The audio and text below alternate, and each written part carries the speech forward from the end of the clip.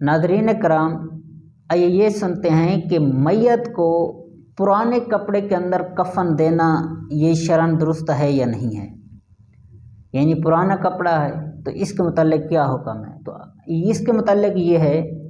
کہ میت کو پرانے کپڑے کے اندر بھی دفن کرنا یعنی کفن دینا جائز ہے، لیکن اس کے لیے یہ اتنا ہے کہ وہ دھلا ہوا ہو، صاف ستھرا ہو، کہ یہ سب سے زیادہ پسندیدہ عمل ہے۔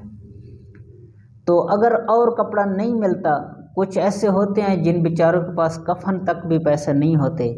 اور کوئی دینے والا بھی نہیں ہوتا، تو ان کو چاہیے کہ اگر گھر میں کوئی پرانا کپڑا ہے جو استعمال شدہ ہے تو اس کو